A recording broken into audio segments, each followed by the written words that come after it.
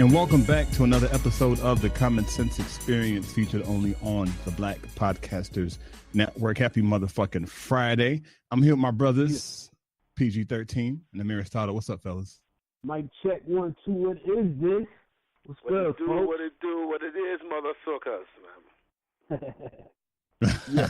Man, it's been a crazy past two. I mean, this whole fucking year has been fucking crazy, but the past 2 weeks, man, this, with the release of the Black Panther movie and all this talk on social media and all this, it's a lot of shit going on, man. The energy, like, I'm in a group on Facebook, man, and we were like, the group is, and we were talking about this before we got on to hit the record joint. It's like they're talking about the energy of 2018, like what type of energy to expect in 2018. And they said there's a shift happening energetically wise, and I feel it. Like I've been saying that shit since the beginning of the year, bro. Like I feel an energy shift. I don't know what it is. I can't put my finger on it, but something's definitely fucking different, man. I don't know if y'all boys experience the same shit. You know what I'm saying? I don't know. It's just really fucking weird, man. I don't know. Bruh, I'm gonna say it like this already. Black Panther is out. You know what I mean? That shit is going live. Kendrick produced the whole album. Yep. Soundtrack. And that Nipsey Hussle is fire, bro. Yep. That Nipsey Hussle is the truth, man. That's some real shit. Matter of fact, I think his peoples are from or he's from Eritrea. So he's African too. So you're not fucking around, man. Not fucking around at all. This is Hov would say, special guest, you know what I'm saying? He's on the show. For the next season, man, it's time to black out. Fuck it. Let's go. Yes, sir, man. Yeah, I don't know, man. I don't got nothing else, man. Of course, as always, they can check the show out on iHeartRadio, check the show out on iTunes. Be sure to leave us a review. We're getting a lot of good feedback on social media, but in order for the show to grow in rankings and iTunes and iHeartRadio, we need all our listeners, all our fellow listeners, to leave us a review. So if you know us personally, if we know you personally by name, be sure to leave us a review. You can do it right from your phone. If you use an Apple, you can go right into the iTunes store, podcasting app, and leave a review there. If you use an Android, I believe you'd have to probably go online in order to leave a review, or you can leave the review on iHeartRadio as well. I'm also still looking into Spotify, so hopefully sooner than later y'all can check the show out on Spotify as well. Yes, sir. Listen, man. Like Chuck said, man, you got the information, man. I know where to check us out at, man. It's the Black Podcasters Network, man. As always, man, before we start these topics, man, my two brothers, man, you know what I'm saying, though, Pete, you know what I'm saying, though, gonna give you know what I mean, that rundown of what's grinding his gears, and then Chuck gonna go ahead and speak his mind, man, let you know what's, you know what I'm saying, what's going on. So, you know what I mean, without further ado, man, start it off. Pete, man, what's on your mind? What's grinding your gears, man? Hey, dog. Speaking of the Black Panther movie, to all you fake woke motherfuckers out there, listen, man, we celebrating this movie because it's not depicting us as slaves. It's not depicting us as terrible parents. It's not depicting us as drug dealers. It's depicting us as kings and queens, and it's showing you how Africa would really look if it wasn't colonized by these bum-ass Europeans who took over the shit to grab all the minerals that make your cell phones and your internet and shit work. So all you fake woke people who saying, oh, y'all still supporting the white man, y'all still supporting, it's not black owned, it's not really about the Black Panther movement, shut the fuck up. Because all that complaining that y'all are doing on social networks, y'all still giving millions to the white man because the social networks are owned by, guess what? Yep, you guessed it, motherfucking white man. So just sit back, relax, and enjoy the movie. And don't disrespect any brother and sister who's coming out in full dashikis. If they coming out looking like they from the Coming to America movie, give that motherfucking brother props and enjoy the fucking movie. That's right. It. That's all. What's your brothers got to say on it, man? Chuck, you want to go, man? Go ahead, yeah, Chuck, man. Man. Somebody said something, man. It's like, damn. After how many hundreds of thousands of movies before we actually got a movie that's focused on the facts Like, come on, like really? Like this is the shit that we're doing right now? Like I don't get it, man. It's just people are afraid. And I'm not gonna say fuck it. People are afraid of seeing black people rise to power because of they have this illusion that we're going to do to them what they've been doing to us. And I doubt. I'm not saying I doubt. That's not the case at all. Just say shit was reversed. We're not going to be doing this because we're by nature, which is why we were able to survive through slavery and some of the other traumatic experiences that we went through. By nature, we're spiritual. Like that's the core of who we are, right? And if you want to go like a tad bit deeper than that, and if this is your belief system or your philosophy, we potentially could have manifested into this reality just to show people that, hey, black people can actually survive some of the most traumatic experiences. Like this is, we come together and we rise and we're not going to do the same shit that all these school shootings that's been happening. Not a damn black person. We're not here blowing shit up. It's Europeans that are doing this shit. Yeah, right. So I don't get it, man. You know, I don't know. And this is their fear. This is not our fear. This is the fear that they have. That once black people get the power, they're gonna try and wipe us out. That's not the case. That's not what we're trying to do. Right. You know. So I don't know, man. It's people's mindset, man. It's just, you know. And I don't got it all together. Like my shit is not. I'm not talking like I'm just saying like this is just some of this shit, man. Is just as a people, not just as a human race, man. We got to start shifting the way we think about shit, man. Because it's fucking crazy. I don't get it, man. I just don't. Yeah, you know what? I tried, and I know you want to chime in, bro. The shit that killed me, man. It's just like, why can't we just celebrate this? You know what I'm saying? Like, we know, you know, like, we know Marvel is owned by white folks. Yeah, people that not really in the comics is like interested into the movie. Like my pops was a comic book head. He had boxes of them. So I knew about Black Panther like ahead of time and, you know, the earlier time. Shit, the whole Marvel, the whole X-Men and all that in itself, they said it's supposed to be like about black people. Like, because they're different, you know, they're different, the humans, the regular people shun them. Like, it's really about our story. You know what I'm saying? But at the end of the day, why can't we just fucking just celebrate some shit? You know what I mean? Like, celebrate the fact that this movie was made in Atlanta, that everybody that was in charge of the movie was black, from the director to the producers to the videographers to the everyday people that they used on the set, that it brought like major income to a city that's full of black people. Like, celebrate that shit. Celebrate the director who's only fucking 31 years old, who is directing his third film. Like, give props to that brother. Like, give props to the all-black cast. Give props to the fact that it's celebrating black people, man, and it's not portraying us as something that's supposed to be feared. Celebrate that shit. Stop looking and nitpicking something just to complain about, man. That's one thing I don't get about our people, yo. Like, just fucking celebrate and enjoy life. It's cool to be happy, man. They don't want us to be happy. They don't want you to shine. They always want you to be around here with a chip on your shoulder. And I get it. We black. They treat us like shit. It is what it is. We deal with it every day. But it's cool to shed some light or some positivity, man. Enjoy the fucking movie, bro. Or not. Yeah. You know what I mean? And guess what? You can still support black-owned movies.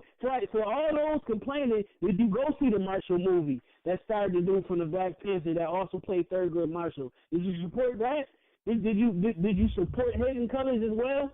Did you support that? You know what I'm saying? Did you support the Black Panther documentaries? Did you support that? Or are you just fucking complaining to be complaining, man? My bad, Amir, man. Go ahead, do your thing.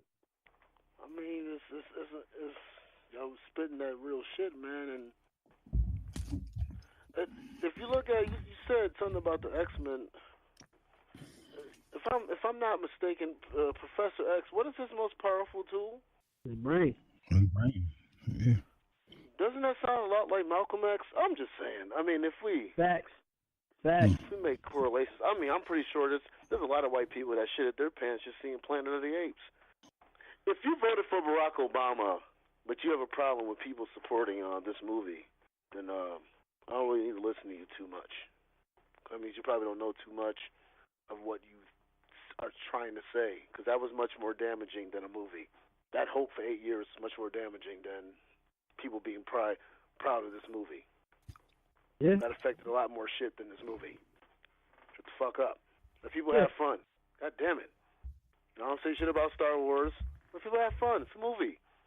People are acting out. It's anime, all that shit, whatever. Let them have fun. Why can't we have an African-American anime? We need African-American fraternities. For real, not these Greek ones. Let us have our own shit. Enjoy ourselves. Fuck who is the ones who are actually benefit on this end. We got to get enough money on this end so we can go ahead and be those people that go ahead and create our own movies. Gotta start somewhere. But if you start somewhere, you're going to start on this. We do this podcast. This podcast is owned by black people. Am I right or wrong? Facts. This is what it is. You got to do business. Just work it out. That's it. That's it. That's all it is. You know what I'm saying, though? Now, what's your end goal? Are you just doing this? Don't we know those people who just got dressed up? We know the people who are about it. And it's going to be the people who are really about it. Worry about those people. Don't worry about people who are just doing the costumes and stuff. But let them have fun, too. Fuck it. Don't ruin their fun. It's a movie. This isn't the real Black Panthers, but it's a movie. People have fun. And let people learn, too, along the way. Something. Might get some inspiration out of this. That's it, man. People be proud of their heritage. It's bad enough we got motherfucking, you know what I'm saying, Nefertiti's mom was, you know what I'm saying, though, some white bitch was fucking Claire from Buffalo here.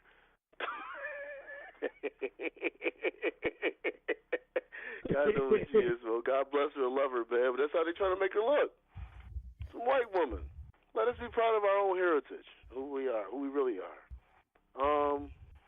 Got anything though, man? Chuck, man, what's going on, man? What's on your mind, man?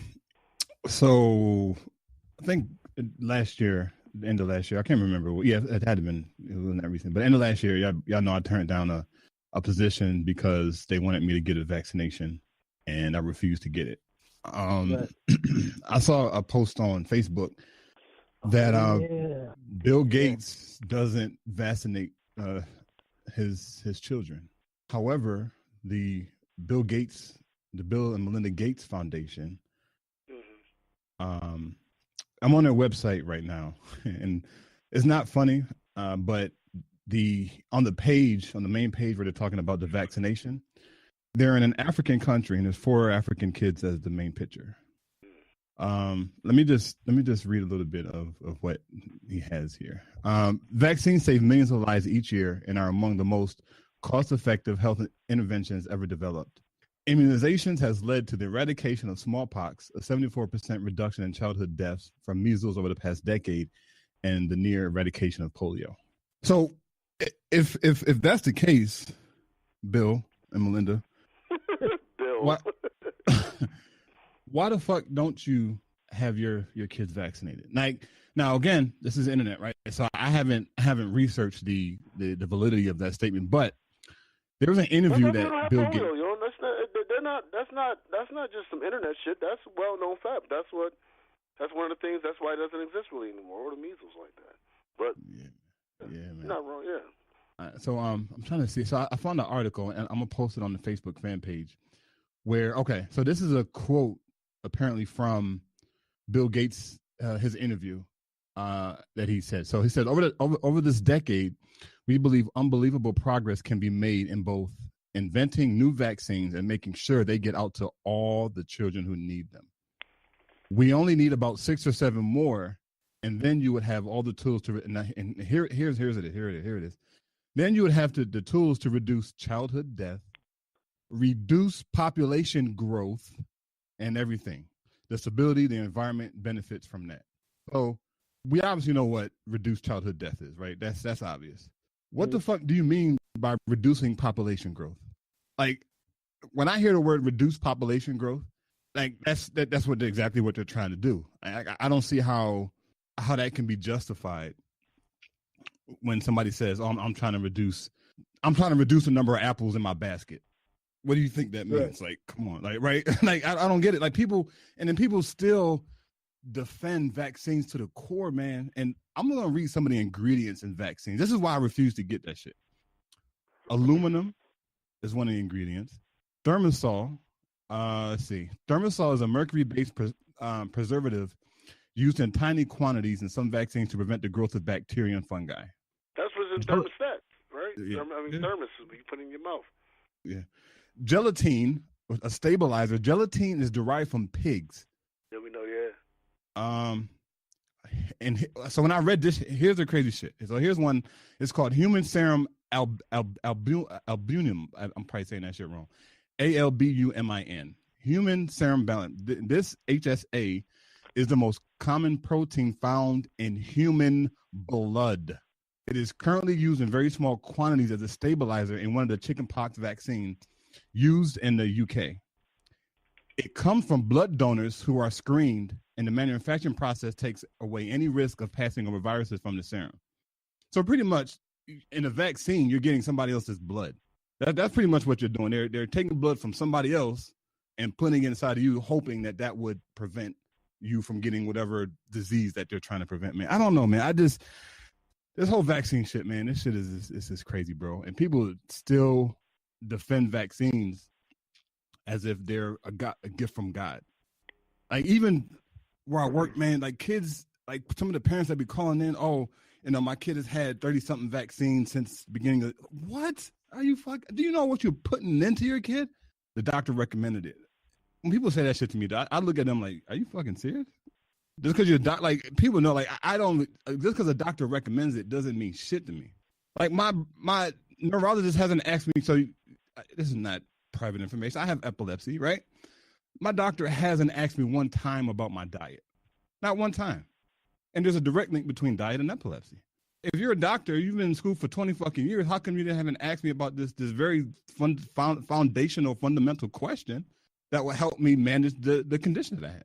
All right, man. So I don't know, man. I can go on forever, man. What do y'all boys take on this vaccine shit, man? This shit is just, it's crazy to me, man. I bet money. Cause I don't know if I saw it from you, Chuck, or like I read somewhere that fucking doctors don't even get like vaccines and shit. Like half the shit that they give us, they don't do to themselves. You know what I'm saying? So like, and I commend you for being a beast with this knowledge, and cause it's like a no-win situation for us, especially as parents. If you don't give them the vaccines, they can't go to fucking school. If you don't give them, if you don't get the vaccine, shit. When your child is born, they make you do this shit. Or if you don't, you can't fucking take your child from the hospital. That's crazy, can't man. leave with your fucking child. You know what I'm saying? Like I went through this a year ago with our second born son, Jacob. Man, it's just like, cause this is around the time y'all was talking about it, and it was like really fucking with me, man. And it's just like. Yeah. But, you know, my wife, you know, and she right, she's like, baby, I just want to take him home. I just want to get home. I don't want to be here. And I can understand. Fucking hospital, you don't want to be in the hospital longer than you want to be, man. Because it's like, the longer you stay in the hospital, the sicker you fucking get. And all my concern is getting my wife and my newborn child home. So it's like you're forced to go into the shit. And it's just like, it's just fucked up, man. And I feel you, bro. I commend you for taking a stand. You know, lost mad paper to do this shit, and it's just like you wonder when it's like, all right, guys, you know, this evil shit been winning long enough, man. Can we get one win? Yeah, it's just like you fighting to lose a battle, man. It's just crazy, and I hope we can come to some type of conclusion with this shit, because we all know what's real and what's not. And before, I know Amir was typing, it's just, last night, me and my wife, we was watching this documentary called, it was called Word Up. It was called something, Nas's record label, they did like a documentary on hip-hop. It was fucking dope. Like, they traveled, they went to L.A., you know, New York, and Michigan. And when they went to Michigan, they went to Royce the 5'9". And then he was actually doing the benefit concert for Flint, Michigan, for what's going on, you know, with the water crisis. Now, mind you, this documentary is new. It was made in 2017. The water crisis has been going on since, 2012, 2013, if I'm not fucking mistaken? Maybe even longer than that. You know what I'm saying? But I say that my wife said that she's just like, damn man, just seeing what they was doing. She's like, that ain't nothing but fucking it's nothing but a systematic takedown. You know what I mean? So going back to what you're saying, Chuck, when you was hearing words like reduce population and reduce this, there ain't nothing but a fucking systematic takedown, man. Yeah, of course. The billionaires versus the poor folks, bro. The elite 1% versus us. For some reason, they vision of the world doesn't include us, and it's fucked up. Yeah, man, it's crazy, bro. That shit is fucking bananas, man. But at the end of the day, man, like I think, like when, and as I was going back to saying earlier, man, like there's a shift happening, man. Like, and it's not, it may not look like it on the surface because all the shit that's going on, but there's going to be, and they say history repeats itself. Every great nation has a rise and every great nation has a fall. And America, apparently the biggest, the most powerful nation in the world will come to an end, just like the old African empire, just like all the dynasties. They were at the top of the world at one time, and they all fit. It's going to happen, right? So there's going to be a shift, and whether or not it's going to be in our lifetime or our kids' lifetime or kids' lifetime, this shit is going to happen, bro. This shit is definitely going to happen. I'm with you on that.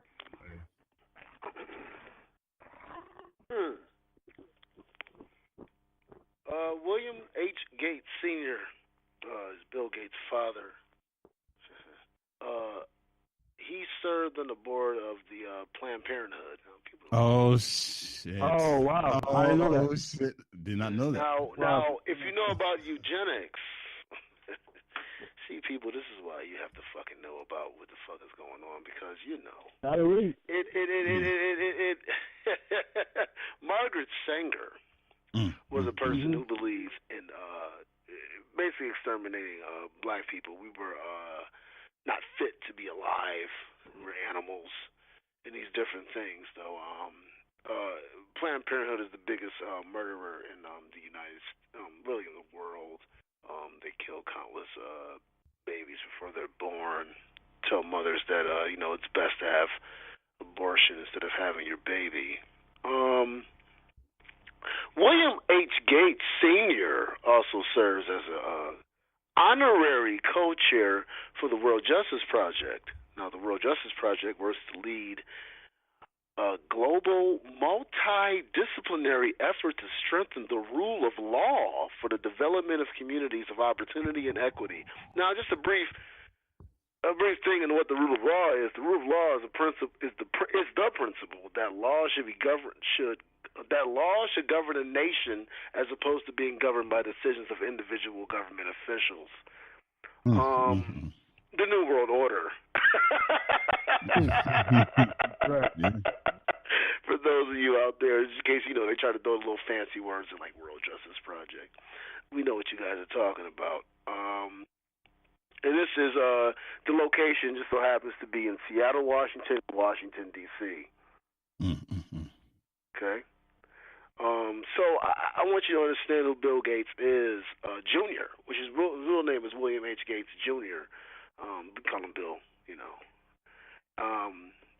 So while they're looking around and trying to make sure that Bill Cosby isn't putting Ruthie's in, bitches' drinks from the 1970s to the 1990s, the other Bill is doing far more damage than he could ever do. Yeah. And he's infiltrating into Africa as we speak. And people are allowing him in because they believe that he's doing humanitarian efforts, and he's not. Yeah. Okay? There's no white person who goes into Africa to do good for Africa. Yeah, definitely not. Yeah. Sorry, that's just the history of it, baby. Yeah. Crazy, bro. Like, and this is how I know. Like, I'm glad. Like, we're starting to come to this knowledge, man. Like, when I first got into the whole personal development shit and started reading a bunch of books and shit, like, I was looking up to this motherfucker. Like, yo, I want to be the next Bill Gates. Oh, this nigga's doing a lot of good shit. Like, what? No, this motherfucker is not doing them good shit. He revolutionized putting computers on every fucking house and every fucking house. Okay, whoop-de-doo. Right? That's okay. That's from that aspect. Yeah, that was. But does that compare to you killing millions of kids? Not just black kids, millions of kids? No, fuck no. Not even comparison, bro. Fuck out of here. So yeah, I don't know. Modern day Hitler, in my opinion. I mean, abortion, understandable if it's medical, or if, you know what I mean, if it's a real health issue and having a baby, like the kid is too young. I can understand abortion through rape, but when you have teenagers, a lot of them 15, 16, 17, people that might have a one-night stand or a relationship that, you know, say ain't gonna work, and just have an abortion, like, you're just trying to escape responsibility. Yeah. It's no health risk. You knew what it was. You had to talk. You decided to still do this. Now, see, that's back when we had community as well. So a lot of people are like, well, ain't nobody going to help me raise the baby. We lost that. So there is a responsibility on that level as well for us as a community. But they're setting the platform for people to just go ahead and just have an easy fix. Just like anything right now in life. Easy fix. Damn, bro. Bro, really quick, man. I know I keep cutting out, man. But and that's the problem with the European Western culture. Like when you talk about the community piece, like that's how the indigenous cultures used to raise their children. It was like a community effort. But now this European Western mindset is individualism, separateness, right? Everybody got in their separate houses, separate this, separate that. This is fucking crazy, man. Absolutely crazy, man. All right, let me be quiet. We got the show to get to, man. Let's you know what, man? We this is a topic that we're definitely going to discuss further along, though, because it definitely needs to be talked about, Chuck. So I'm glad you brought that up. We don't talk enough about what they're doing to us, not just from a physical standpoint on certain things that weigh on our bodies and minds, but also from a scientific standpoint, bro. Yeah. So we need to talk about that, man, because science is important. Science is, you know, one of the basic food groups of survival. Yeah, man. We need science. We need science, mathematicians, and we need you know, people who do literature, and you know what I'm saying, though we need to go ahead and also have the arts. Right? Yes, so all right, man. I was gonna get into I guess I'll touch on it a little bit before I get into the topics, man. 13 shootings, man, and so far in these schools, man, and I didn't really want to talk about it before. When it got to 6 and 7, then it got to 9 and 10, and then it got to 12, and then we got 13, and so I mean, I know it's a conspiracy. I don't need to be told by anybody to say that's a conspiracy, man. But I also need to get kind of y'all thoughts, man. What do y'all think the fuck is going on, man? How do y'all feel about this shit, man? Pete, man, go ahead and say his piece, man. Chuck, and I'll go ahead and start these topics. But I gotta ask, man. Yo, I swear, this show, and we don't do it on purpose, ladies and gentlemen. I swear we don't. But it's called the Common Sense Experience. And if y'all been rocking with us since day one, and we appreciate the love, y'all notice how we'll have different topics, but all the topics circling around back to the damn message that we're trying to, portray to y'all and let y'all know what's up. And everything that Chuck just spoke on goes back to systematic reduction of what the fuck they trying to do. Same shit with what the question my brother Amir just asked, man. It's all fucking systematic, man. They don't give a fuck, and it ain't got shit to do with black and white, bro. They don't give a fuck about you unless you're unless you're a part of their crew. You know what I'm saying? Like, they don't give a fuck, yo. You know what I'm saying? Like, we busy, and the thing is, we busy going back and forth about how they portraying a white dude in the news. We know what it is. Oh, he's mentally ill, he's mentally that. Eric Gardner was a fucking thug. Trayvon Martin was a hood nigga in a hoodie. Like, we know this is bullshit. Why the fuck are we wasting our breath arguing with these ignorant folks about that? Because it's not about that, dog. At the end of the day, innocent folks is getting murked over an agenda. That's it. Whether it be black, white, pink, green, nigga, if you middle class, and middle class ain't nothing but being broke, but with a little bit more money because your job, you got an actual job that gives you insurance. That it ain't, we ain't that far from the poverty line as well, my nigga. You know what I'm saying? So at the end of the day, what is it really about, man? It's about this agenda shit. And prayer, and definitely prayers goes out to the families that lost these children, that will never get to hug their kids again because they woke up, took them to school, and thought they was going to be okay. Prayers to those families, bruh. But we know what this shit is, man. It's all part of the agenda. And I swear these motherfuckers be having those pray for this, pray for that memes ready to go before shit even happens, man. Like, I saw Lala Anthony, like, put it up, like, not even 2 minutes after the shit happened. And I'm like, God damn, that was quick. Yeah. You know what I'm saying? Like, it's like, if I was a celebrity, I wouldn't even want to put them shits up anymore, man. Because to me, it's just like you just fucking seeking attention. That's all it is. Like, what are we going to do about this, dog? What are we going to do about this? Fuck the memes. Fuck pray for this. Fuck pray for that. Now, definitely I'm not saying fuck to praying. I'm not saying fuck to that. Definitely prayers for the family and my condolences to the families that were involved in this shit that didn't have to be involved. But it got to piss you off, man. Me, especially being a father, dog. Like, my kid go to school every morning. He wakes up after I leave. Every time I walk out the door, my son wakes up just in enough time to say, Daddy, have a good day at work. And I say, son, thank you. Have a great day at school. Learn something and tell me what you learned about when I come home. Okay, Daddy, cool. We do this shit every day, man. And I'm like, kind of, my bad, y'all. It's just, I'm getting a little emotional. But it's just, you as a parent, it's fucked up, man. Yo, it's like, why are y'all using humans as pawns to your games, man? That's fucked up. Yeah, people kill people. Guns don't kill people. It's the people who use the gun. Yeah, right. I don't know what we can do as far as gun control laws. I don't know. I don't have the answer to none of that, man. Me and my one of my OGs, shout out Twan. You know, he had his. I had put up a meme about it. You know, like it said something like Trump worried about building a wall. Meanwhile, you got these white folks killing people, man. We need gun control. Right. And, you know, and he had his opinion on it. And, you know, it's cool to agree to disagree, but it's about dialogue. It's about having a conversation. And my brother Twan, like, kind of opened me up to some things, because this is like, I'm just looking at it as a parent. It's like, nigga, something got to give. This dude was 19 years old, third year in fucking high school. He may have been playing there. He wasn't even supposed to go here, bro. They got all this evidence about how he was about to do shit. The FBI saw it, but the FBI didn't do shit about it.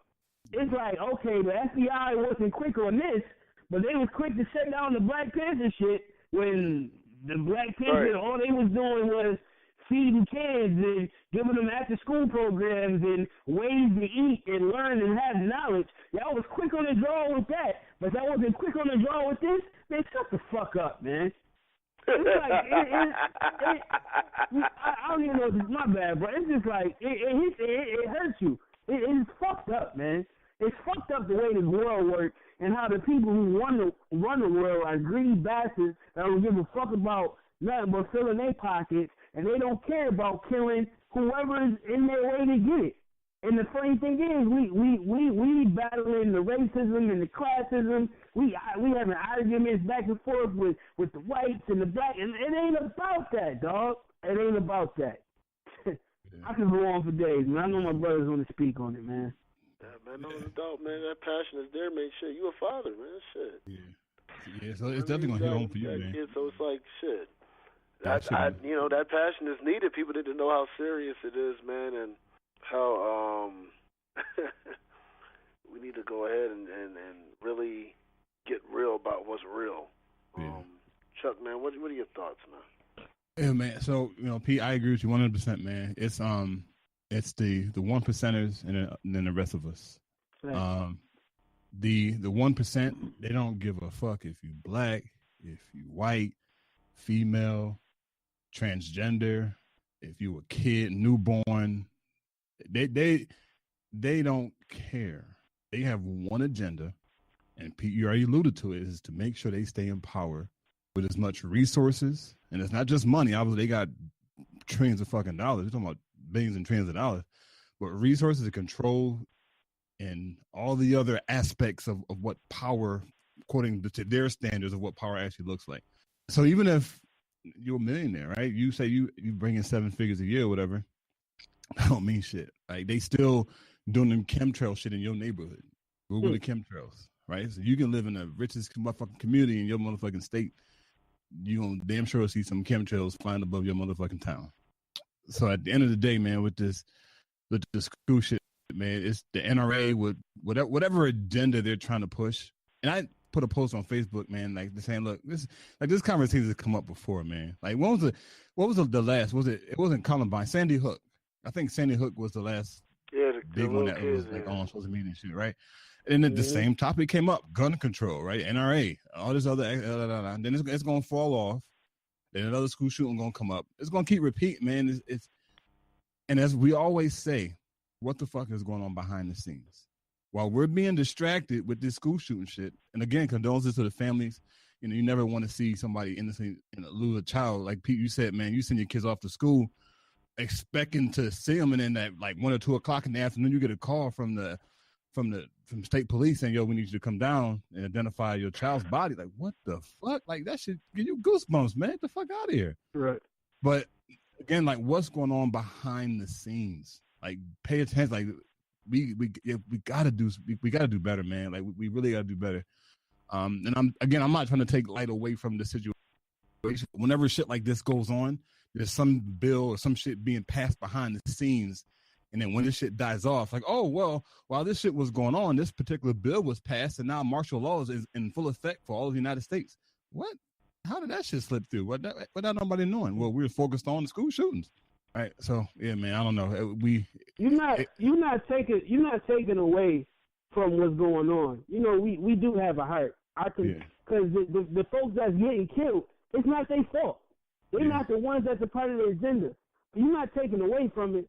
So you be goddamn to not wonder what the fuck is going on. When it's only February.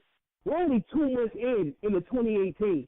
And this is the how many school shootings that happened already? I think 13, right? Yeah, 13. There's other countries where that shit, 13, it would take 10 years for them to get to that number. And it only take us 2 months? And you gonna tell me nothing is going on behind the scenes? Well, I got a motherfucking island to sell you in Antarctica. Yeah, man. Yeah, shit is crazy, man. Shit is crazy, bro. But that's what we're here. This is the common sense experience. So that's what we're here for. We're here to help motherfuckers wake up and like, yo, y'all need to cut off the fucking Netflix. And just FYI, I've been watching some shit this morning, so I'm not judging, but there's a balance. Like I watch Netflix on weekends, but during the week I'm doing my studies because I'm trying to figure out what the fuck, for one, how to build us as a people, but two, you know, what the fuck is going on behind the scenes. Like I don't watch the CNN shit. Nah, man, you got to go to like independent news sites, and if I come across some, I'll post it on the Facebook fan page because we got to really get away from the Fox Newses and the CNNs and all these other racially driven TV stations, networks. Yeah, man, it's you know, these school shooters, but you know, y'all don't have to. People should know. People know who we are. Y'all don't have to keep apologizing for, you know, saying that you do give a fuck about the victims. They should know, man. Y'all know, the ones who know, that we're not giving out this information to dismiss people that's getting killed innocently. We're not going to talk about the victims of 9/11 just because we say that the government, you know, was involved, and we're not, you know, going to, you know, talk about the conspiracies that's going on and negate the victims. So we ain't got to do that shit. You know, we shouldn't have to, man. It's for the real out there. And, yeah, man. Matter of fact, if you give a fuck about the victims, you should want people like us telling you why this is happening. Not just people, like you said, putting up a hashtag. Right. People that's going to talk real, man. People that's going to talk real. So you can know what's really going on. Know who your enemy is. Y'all going into a fight, don't even know who your enemy is. So, man, this is what it is, man. We got this, man. Pete, like you say, man, constant experience. Chuck, man, you know, this is the fact, man, that, you know what I mean, we just gotta, you know, stay aware, man. Stay aware. Yeah. of all the shit that's going on, man. Like you even alluded to with the whole vaccinations, man. You know. All right. This first topic here, man. Reparations. God damn it, yes, they owe us money. I'm sorry. Well, man, listen, we know that it's all bullshit. We're not going to get this reparations that we're looking for. You had a black president for 8 years and it did nothing. So, I mean, if you can't have the top position and have the person in the top position who's black do for black people, then what the fuck? You know what I mean? What the hell?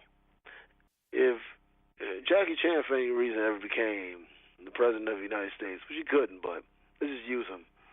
There's no reason why Haitians should still be in the same position, suffering. If you know what I mean, they should at least elevate, or you know what I mean, somewhat, even more than they already are in the background. It should be seen.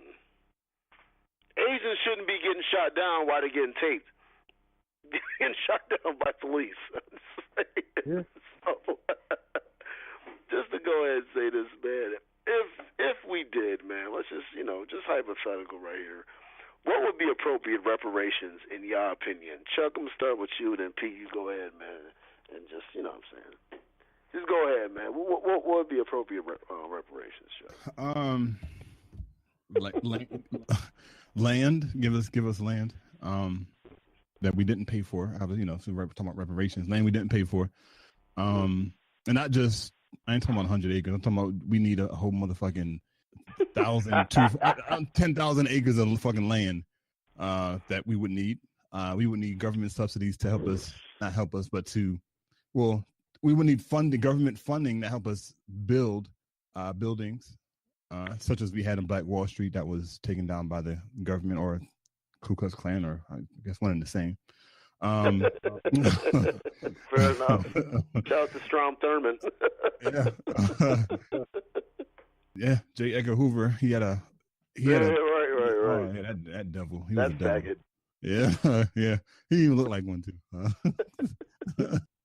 Not that it looked to one, but I'm just saying, if there wasn't look to a faggot, he would be the picture. Goddamn shit, Chuck said. Not that there is one. He would be the front cover page. Well, no.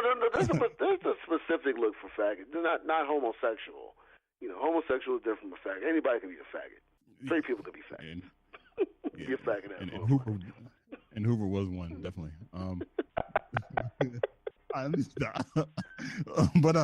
But yeah. So I would say land, definitely land, a lot of land, and government subsidies to build, so we can build businesses, build hospitals, build our own shit, and then start from there. Okay, all right. Because we often, we either dismiss reparations or people are too locked in. But just in the spirit of things, man, I thought of this question though. So, Pete, what do you think? How about giving us the same hashtags I gave white folks, man? Everybody black and born in fucking America should be born with excellent credit right off rip. Born with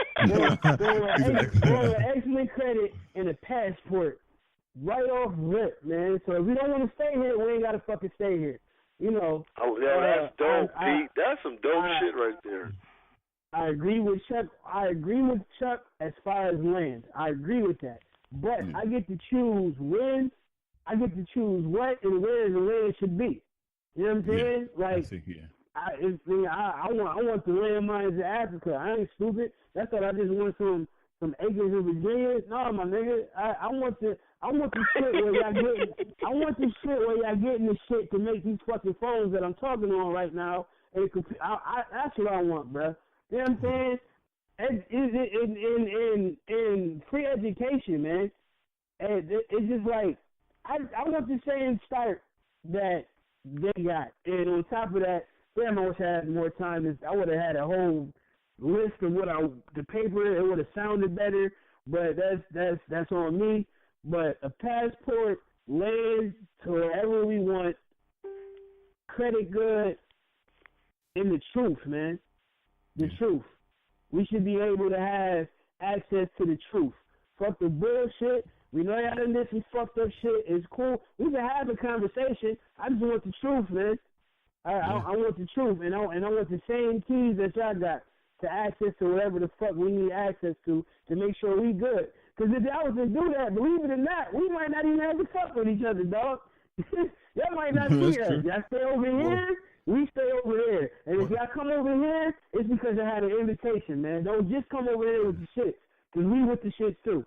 Well, Pete, now remember, Africa, man, Africa's the richest, the most richest country as far as minerals is concerned. Absolutely. So they may, once we get set up shop, them motherfuckers may try like, all right, yo, we need some more gold. We need some copper. Can we come dig? No, you can't come dig, nigga. Fuck out of here. Nah, bruh. Nah. You know what we gonna do? We gonna conversate. We gonna do the same shit y'all did to Haiti that y'all doing right now. Yeah, we gonna do the same shit y'all did to Egypt. Y'all motherfuckers. Oh, y'all want this? This is a loan, my nigga. Yeah. this is a loan. I need you to sign this paper, and then we need that shit back. And if we don't get that shit back, hey, we got Black Panther on deck. So this is what it is. I can't wait to see that movie. Fuck y'all for getting mad about that movie. It's gonna be dope. I know my answer is long-winded, but y'all got the point. Amir, your thoughts? Like P said, man, just the only reparations y'all can give us is well. There you go. To eliminate Western philosophy from all the textbooks, we are the ones who came up with everything known. Y'all took what we taught y'all and then manipulated it for your own benefit. Let's get rid of that. Mm-hmm. Like you said, give us back Africa. Can we also be giving back our culture? Period. You know. How about that? Again. Yeah. One more time. Giving back our culture, man. Y'all kind of took that. We need to write all our music, all our creations. We need to be the people, the owners of that. Give us our ownership. Give us what we created, everything. And so, beyond that, though, y'all can have everything else, but it won't be a lot, being that y'all never created really anything. So, we'll never get the reparations we deserve. We got to find our own way. But I want to talk about this, though, and the reason why I brought it up is because it does bring along something that, if we galvanize, that we can do. We're just not going to we're not going to get it. You know what I mean? From them. Not going to just give it to us. Yeah, no. So to have these ideas of what reparations is to have an idea of what it actually is to have power. Having power isn't, like we spoke about earlier. We love the Black Panther movie, though, but that isn't power if we're not in control. But to start, if the people who are doing the movie and stuff get to a point to where they get in control of certain things, and then, the black people who are involved, and then obviously with businesses and all these different things and our own banks to where we really own, the stuff that, the minerals, though, and all these different things. And so that's what it is. That's what's real power. Real power isn't just an image. Yeah. Yeah, and I'll say the movie definitely it definitely shifted the consciousness of black people that's seen it. Probably not all of them, but there's millions and millions of people have seen that. Black people have seen that movie already, and I'm sure like something was sparked in a few brilliant minds. Like, yo, okay, this is telling me something. This movie is saying something to me. Some deep within genius that I know I have that has been buried by Western philosophy. And we just need to tap into it, man. That's it, bro. Yeah. But realize the power we have as black people. Discipline of the mind, man. We got it. Yeah. Man. We got it. And it's not just physical power, it's the spiritual power. As I said earlier in the show, man, it's a spiritual power. And once we realize we have this power, man, it's just going to shift, man. I believe it. I believe it's just going to shift. I'm glad you used that word because this goes right to the second topic. Speaking of shift, let's talk about the friend zone. I plead the fifth. And how you can be shifted from a suitor to I've already put this disclaimer in. You hear him plead the fifth on the low? Already put this disclaimer in. We're going to talk about this, baby. All right, let's talk about the dreaded friend zone. Listen, man. We've all been there.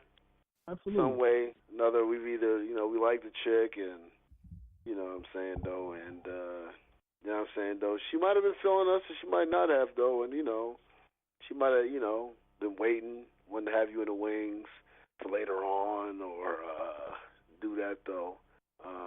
Or she just wasn't feeling you, you know what I'm saying, though? But you have a nice personality. Is that the induction to the friend zone when they say that? That's the induction. But listen, man, if maybe you yourself or if your boy is in the friend zone with a chick, and for ladies out there, you know what I'm saying, though, if it's your homegirl, what have you, you know what I'm saying, though, but I was speaking obviously from, our perspective. Boy's in a friend zone with a chick, and he really has feelings for her, but she's not feeling him like that. You know what I mean? But she's feeling you. You know what I'm saying, though, and you know what I mean? It's like obvious that, all right, dude, you know what I'm saying, though, you 3 strikes, bro. You didn't try and nah, ain't happening. Are you wrong? Are you wrong for smashing Pete, man? What are your thoughts? And then Chuck, man, you go ahead and expound it as well, my brother. So, go ahead. Let me get this straight. You asking your man's like a shorty, but shorty don't feel the same way. Put your man's in the friend zone, but she's feeling you, and you go ahead. Okay. Right. Are you wrong for smashing? Yeah. Even because 9 out of 10, you probably done told your boy like, yo, she nice. Just stop, man. Just stop. And she throwing you the joint, and she a bad joint. This ain't just, you know what I mean. You just doing it for the fuck of it. Right. Actually, you know what I mean. Are you wrong for smashing, bro? I would love to hear the actual story behind this question because I know there's a reason why you're asking this question. I would love to hear that story. Maybe that's after the show. That's cool. But I would definitely answer the question. But I know it's a story. But since that shit already happened to me in real life, it's okay. Even if you don't like it might not be okay to you, but then she ain't feeling you. I mean, hey. It didn't happen to me. I was feeling shorty. Shorty wasn't feeling me. She was feeling my man James. Got a pilot. I'm like, damn, man. You know what I mean? But it's cool. I mean, that's still my man to this day, and it happened. Like we done bust down plenty of trips together. I'm married now. I'm not about that life no more. Love you, babe. Just tell her a story. Don't shoot a nigga. So yeah. Was you really feeling her? I mean, we kicked it. I had a number first, bro. Like, we was kicking it. You know what I mean? Like, I was. You know what I mean? But then, shit. My nigga Jay was a cup of tea, but it happens. I mean, like, I can't. It ain't like he was the wife or anything. You know what I mean? Like, I ain't had no ties to her yet. I was trying to get ties to her. So, you know what I mean? That didn't happen. You got it in. I ain't gonna rain on your parade, my nigga. Like, do your thing. If we boys, like that ain't gonna fuck up a friendship. If something like that fuck up a friendship, then you got to question the friendship in the first place. You know what I mean? Like that shouldn't fuck up a friendship. That's cool. I'm cool with it. Yeah. I guess. Well, I was gonna ask them, Chuck. Just to ask this just a brief question. Would you be a comfortable person to do it on the opposite end? Okay. If you were in this, shout out to Sade, hypothetical, baby. roll with us, Why you want to look? It's just kind of. Yeah. You know, it's content, baby. It's content. It's kind of. Yeah, come on, Pimpin'. Come on, Pimpin'. Oh man. Listen, man. You know what? I'm not just. If we cool, like goddamn, she bad. I don't know, man. That's crazy. I would kick it with you like, yo, man, look, she fucking with a nigga. I done told you to stop fucking with her in the first place. She ain't, you know what I mean? I done tried to tell her, and then you was blinded. I get it, she mad, but she wasn't feeling you, my guy. Like, I don't know, man. I think it's okay. I think it's cool. I think it's cool, bro. Like, goddamn, I gotta hear the story, man, because I know what you're doing. yo, man, look, man. We emotional, we human. Shit happens.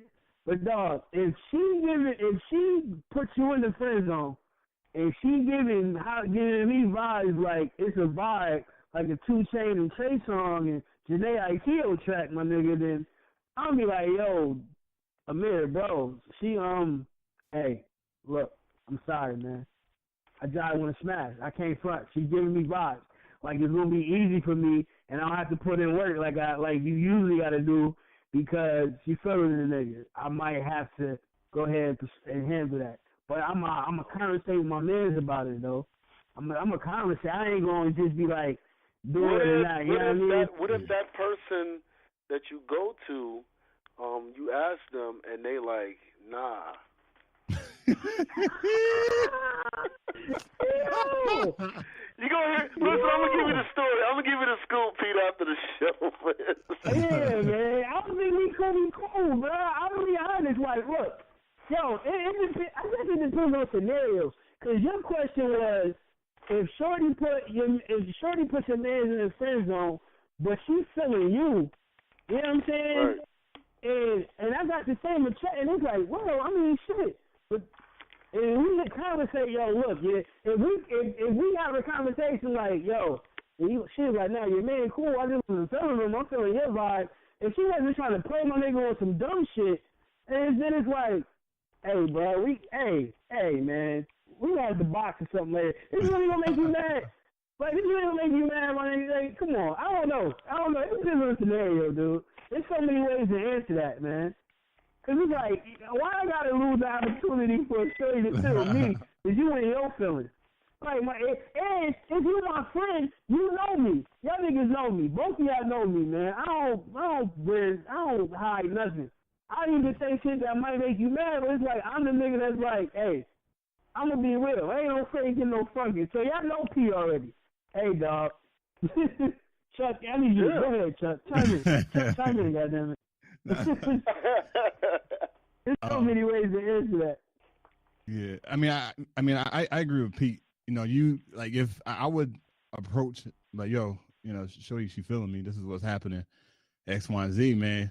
And Amir threw Amir threw a left curve when he asked, well, what if your man says no? He does that a lot, man. He does a lot of curves.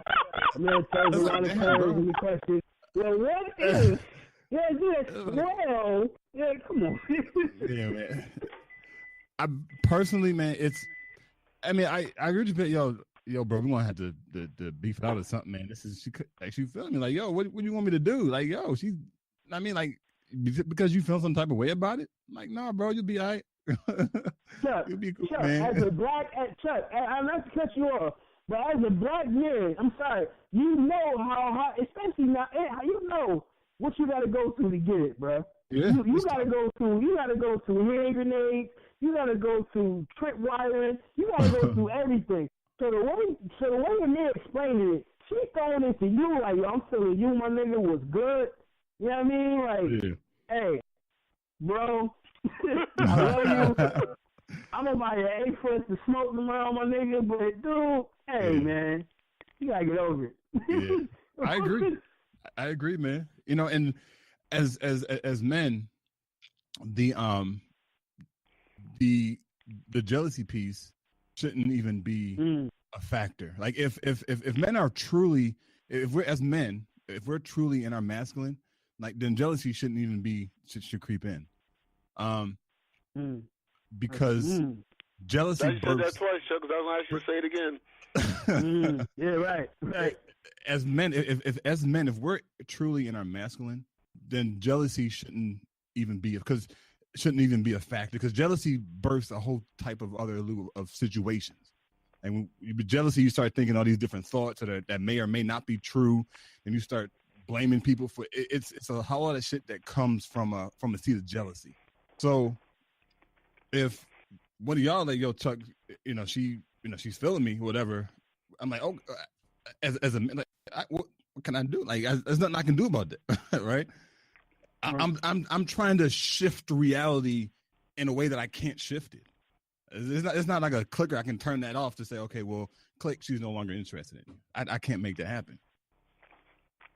And it is a conversation I agree that should be had, right? And definitely as boys, especially brothers, we all been cool for a long ass fucking time. Like, you don't want somebody to find out. Definitely not. Yeah, no. But it should definitely be a conversation. And she friends on me and she's feeling you. It's nothing I can do about that. There's nothing I can do about that. And for me to deny that opportunity to you, it'd be more fucked up. Wives, ex-wives, baby moms, and ex-girlfriends and current girlfriends, obviously, are off limits. Everything else is pretty much fair game. I don't. Am I bugging by saying that? Yo, I got a question. Like, everything that Chuck just said about jealousy, right? And as masculinity as men, you live in a world where you can't help who you fall in love with. Are exes really out of the picture? If you no longer with that woman, let's say, for instance, let's use Brother James, right? We've known for a long time. You said James? Yeah. Or let's use me and Chuck, since we're on the phone. Okay. And Chuck had a girlfriend back in high school. 9 times out of 10, I was around said girlfriend. Right. A lot more than maybe somebody else who you might have met later on. Right. So I guess, to me, it's the connection of it. Right. You know what I mean? Like, okay. You had a different bond with this person and me than this person might have had, even though we are still the same brothers. And I looked at them, our relationship, because you got a different relationship with everybody in your family, different. So you got a different relationship with everybody, and that's your friends, different. So it's like that to me would factor in as well. Okay. You know what I mean? It's like, okay, you know what I mean? Shorty just came back around. You didn't really know about our relationship. You didn't really know what was going on. Now, if you got a problem, if you say something, you're not wrong for that, for having your feelings, per se, if that was a past relationship, though. But depending on how, if y'all just went together, freshman year, and y'all broke up freshman year, that was a play date, dude. Yeah. Right. Yeah. I mean, if I see her at the Groove 20 years later. Yeah, space, my nigga. Like, I ain't gonna feel like an asshole because I smashed, bro. Yeah. If she was all on me, I might not have went at her. If she's on me, it's like, come on. But you know what I mean? It's like, yeah. I think it's measurements on that though. But like I said, I know just for me, I say girlfriends as girlfriends, wives, ex-wives, baby mamas. Those are the ones where we can have a conversation. You can say no. A chick that you like and crushing on, that don't want you to, that ain't gonna let you smash. Nah, man up. Okay. Man up. Go smash something. Find some pussy. We're gonna find you some pussy. I'm your people. I'm gonna find you some pussy. Yeah. I go in the club, man. I go to the club. I know. Hey, you single? All right, you single? No, you stay over there. You single? All right, come on, come with me. That's it. That's how we roll. Yeah. That's how you got to roll. But you're not gonna smash her, not because I don't want you to, because she doesn't want you to, but she wants to let me hit. So I'm gonna fuck her, and you fuck this over here, okay? Right? Yeah. Love you, bro. Yeah. Yeah, man. And again, like if as long as we keep that the awareness of when that jealousy shit starts to creep in, and we just keep that shit away, bro. Like we'll be so fucking liberated, man. Like this shit is crazy, man. It's there's too many women out here. There's way too many to get jealous about one chick. And again, it's not discounting. Say you know Shorty for like 20 years. Y'all been best of friends. Y'all slept in the same bed. Ain't smashed, but slept in the same bed. Y'all know each other's favorites. You know all that shit. And then your man come back and behind the smash because she friends on you. It's like, hey, what? Feelings are going to be natural. Like, damn, man, I thought I was going to get in the pussy and all other shit, but no, I'm not. But Amir come walk right in and slip right in the motherfucking shit. As a man, I have to remove jealousy. Yeah, I have to. Yeah. Like Amir done already talked to me, yo, Chuck, and LaQuisha, whatever fucking name is, you've been feeling me, coming on me, X, Y, and Z. I know you've been cool for 20 years, so I'll let you know, Chuck, I'm gonna smash. I have to be okay with that. That go back to that deeper shit, man. Like, especially as it's black, bro. You know what I mean? Like, there's so much undertones. But you're right, though. It gotta, come on, man. It's too many. And a lot of fucking rips and fallouts and a lot of shit be over like pussy, too. And it's just like, come on, man. Like, it ain't good. It ain't worth it, man. There's too many out there. Everything you just spit was real, Chuck. Like, that jealousy shit gotta get out the way. And we brothers, man. It's not like, I mean, like, I've known the mayor since I was fucking 11 years old. For me to allow LaQuisha to break up that brother, no, that's crazy. Pete, me and you brothers, man, for me to allow that shit to break up the brotherhood, no, that's crazy, man. And it's all because of jealousy, and that's how that shit happens with the Nation of Islam. That shit dismembered because of fucking jealousy. You niggas was jealous because of Malcolm X's power and what the fuck he was doing. And they end up killing them.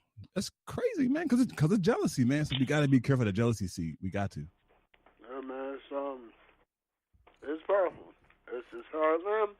Listen, people out there who might have an emotion of jealousy, don't make that think that you're somehow weak.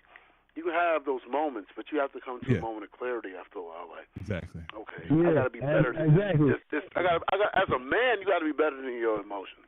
I agree. Say that shit again. Yeah, please say it again. You gotta be better than your emotions, man. You gotta have a conversation with yourself, because when we all feel things, I mean, you have that conversation with yourself. It comes to your mind, and then you have the place to where you can present it to the world. Yeah, you have to have a conversation with yourself before you speak. Yeah, right. And y'all know brother Jason. Y'all know brother Jason Moore, man. Jumping in. Trades, though, half a JP Moore Green right here, man. Gentlemen. On the joint, man. A special guest. As always, on the French jump in now. Life happens, man. Life happens, man. And you know what I'm saying? You got, man, listen. Y'all know about the what do you call it? The Sellout Collective. You know what I'm saying? Everything. Those brothers got sickle cell, so everything. Once in a while you gotta take care of Chuck. Meditation. Your body gotta bounce back. You gotta go ahead and take care of your body, man. You gotta have all those things in place, man. So don't apologize for that, man. Don't apologize for something you can't control. I'm coming in late. I'm coming in late, but we've spoken on the topic, and that is something that is very serious within the community. It is a thing of jealousy, and then another factor of it is, if it does hit you, you feel embarrassed. But it is a human emotion. The embarrassment comes if you let that thing filter within you and control you. Everything's an emotion. Yeah. So you have to work yourself through it. It's not an emotion to get embarrassed about. It's embarrassing if you let it control you and take you over. Yeah. So in the process, in the topic that we're talking about now, you have to have that conversation, especially like just Chuck just said, boys and brothers. Like, if you let that like kill your whole thing and let that influence your team, that's not something that anybody should even have on their team. If you're that person, that's where the shunning comes from. Yeah. Because you're not able to handle and control your emotions. Emotions are going to come regardless of how you want them or not. You just have to be man enough to break them down and work through them instead of letting them control you and take over your whole mindset. And that's why shows like this be needed, because everything that Hov just said right now intertwined with what Amir just said. And shit got to be broken down that way for cats to understand. Like, Chuck may break some shit down that, you know, I may not fully be aware of, but Jay know that shit, and he break it down the way he break it down, so I put two and two together. Niggas need that, yo. Like, Amir just said, yo, you got to check it. Like, hey, we all human. We get that emotion. But it's about how you check it afterwards. And fucking Jay just gave you the blueprint on how to check that shit. Because it's like, damn, you going to feel embarrassed that you feel this way. But it got to be checked. It's all about steps. And learning through the shit, you got to learn and weave through the bullshit. And you got to be willing to do it, man. You just got to willing to stop being the same little nigga you once was. We all got to grow up, pretty much. Yep. It's going to get you. It's going to naturally happen. And then we all, people, I know of our caliber, like, you think, you talk to yourself about it, but that's anybody. Like, when something hits you, you talk to yourself in your mind. You have the conversation with yourself. It's about what you're putting out into the world. You're the first, like, line of defense for all of this. And a lot of fuck shit comes from people who just say fuck it and let that shit out into the world instead of actually dealing with it and working through it for it to be, you know what I mean, on a cool platform and wave. And that's through everything in life, not just this topic that we're talking about now. We all are our first line of defense for every emotion that we put out into the world. That's facts. We just got to handle it and be man enough and mature enough to do it.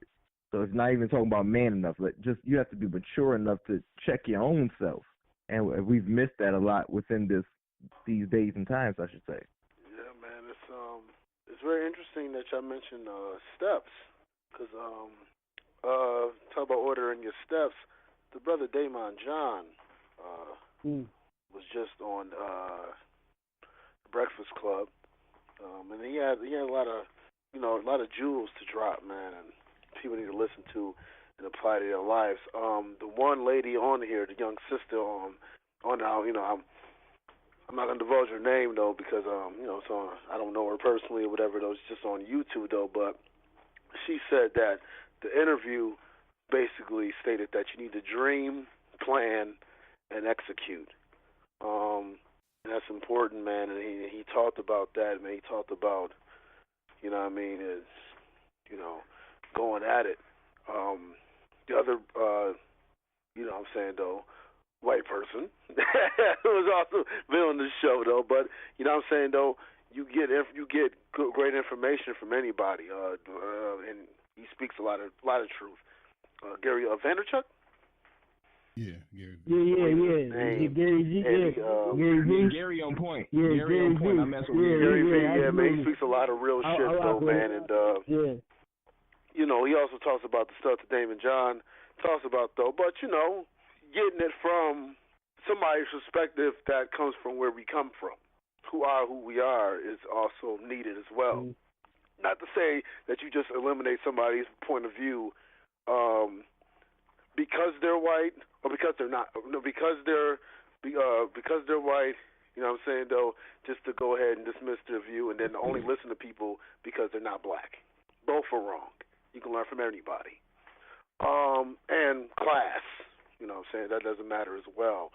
But to have this brother on here who created FUBU, which he explained a lot, because, he's for us, by us. He said it wasn't about really about black people. It was about the culture that he was, the hip-hop culture that he was trying to go ahead and brand to. So just to kind of get y'all thought processes on it, Pete, Amir, you talked about the interview, Chuck, and then Hov, you can go ahead and y'all can give y'all perspectives though. So what do y'all think about the interview, man, and what the brother Daymond John was talking about?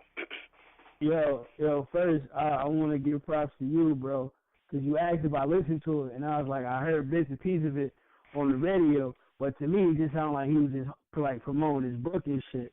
You know what I mean? So I didn't really plan to go back to it. You know what I mean? But the thing I like about you, that's why I rather listen to Breakfast Club interviews on YouTube more so than the radio, because they'll never play the whole interview, and they play parts that they basically want to play on fucking radio. I don't know if y'all peeped that, but I'm glad you told me to go back to it. I'm glad you told me to go back to it, because I definitely did earlier today. Me and Shanae were chilling, and actually we watched it together and shit.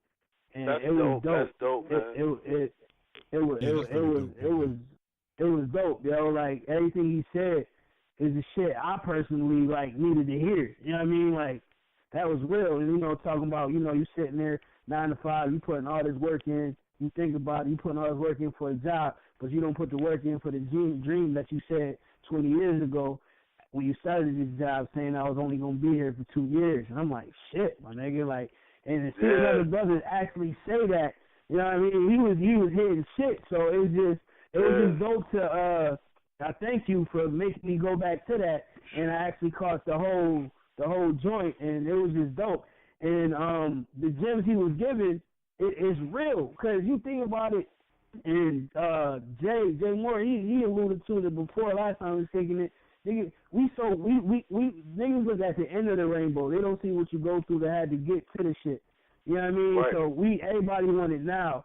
So you don't know about the struggle, but it's just like, it's all about how you handle the struggle. He talking about Angela Yee was talking about one of her peoples was telling her to, get a loan and shit, blah, blah, blah. And bro, homie, to get a business started, don't use your own money. The homie was like, I can't be around people like that. Why not? I started with food with $40.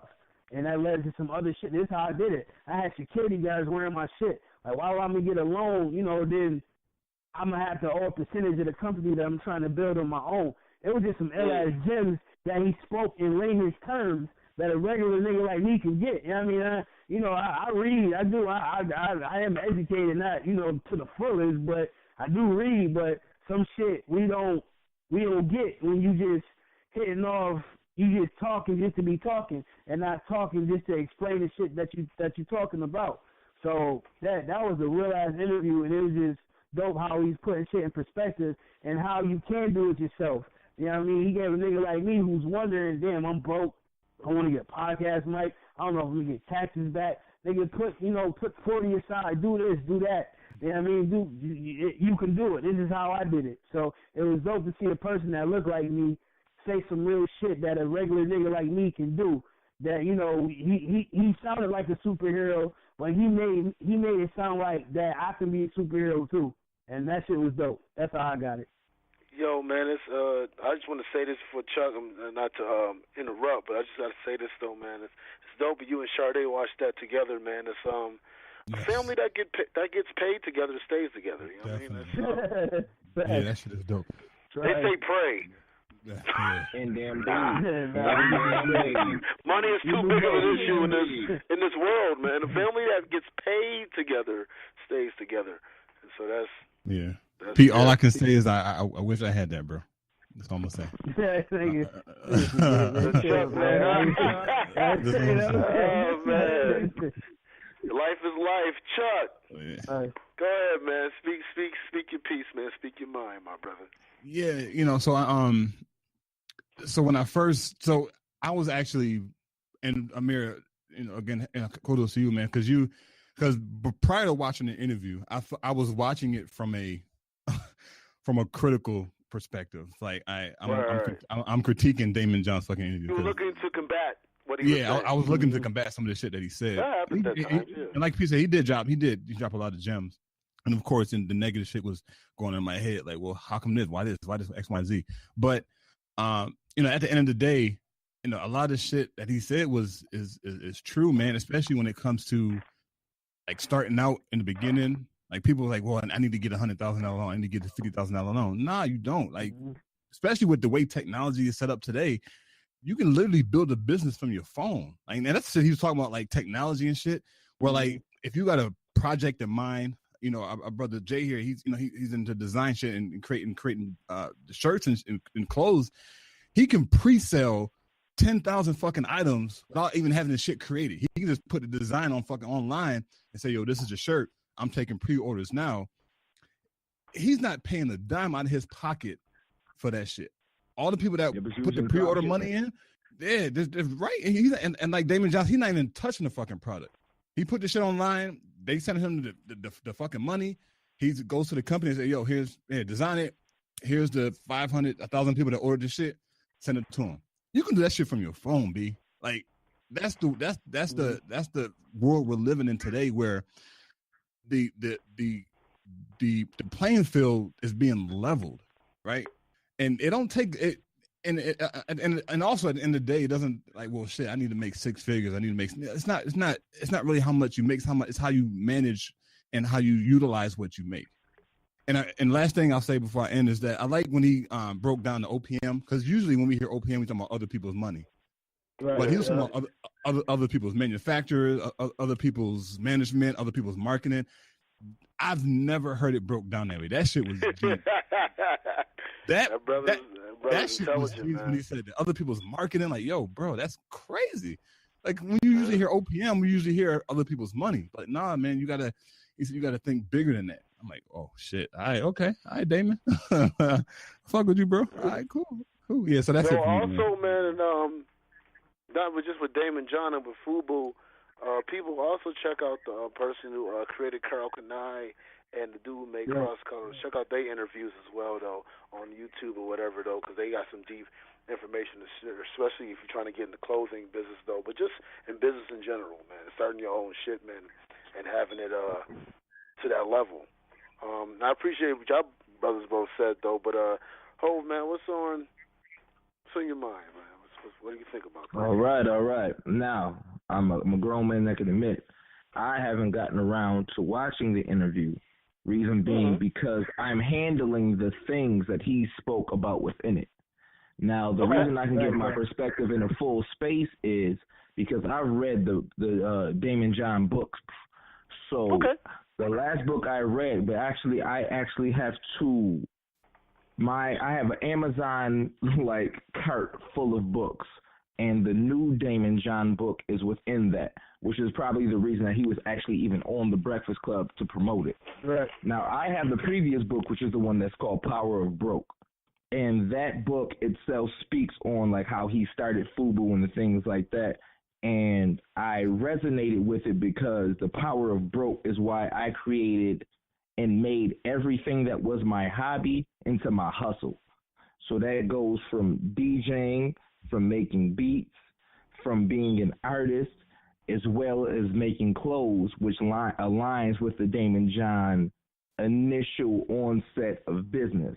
So within everything that he talks about in that book, I already know the gems that started what he spoke about on the Breakfast Club.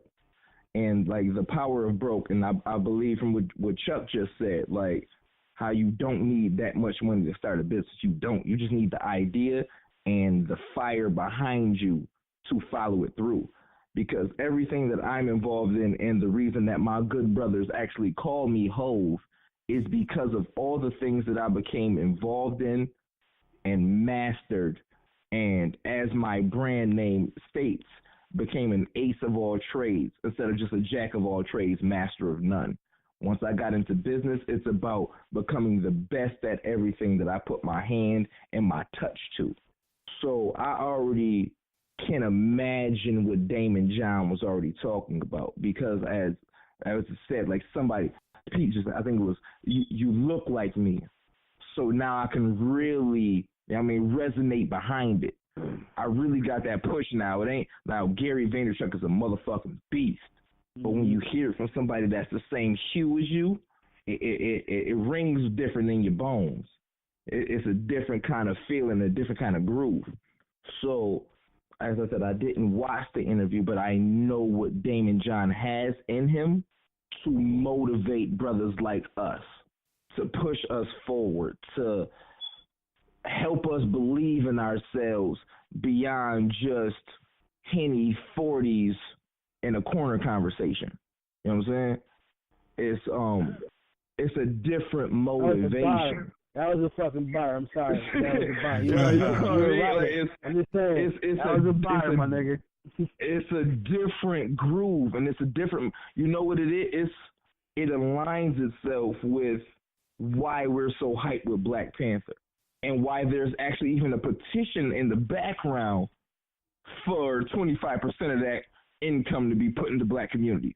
You know what I'm saying? It's seeing a hero that's like you. It helps you believe in yourself more, like, oh, fuck, we really can make it. We ain't just with these songs talking about and niggas got in videos getting locked up and shit like that. You know what I mean? Getting locked up don't make you a man. So, you know what I'm saying? And that's been, and like how we're so hype about this film.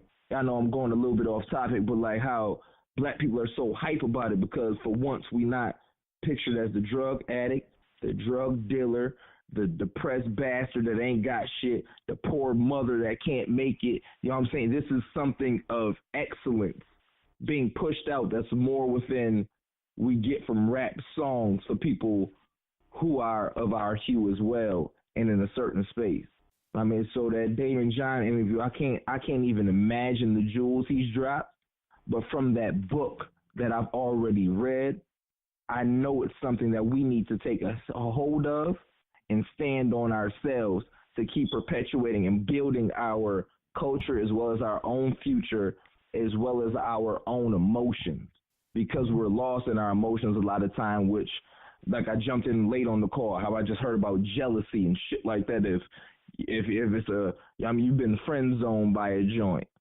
You know what I'm saying? Like with us as African Americans, black people, however you want to cut it, we fight against so much, and our emotions can tend to get the best of us, and the problem comes in when we let that emotion take over instead of dealing with it properly and putting our best out into the world instead of just some fuck shit and some reckless shit that creates Facebook stats and world star videos.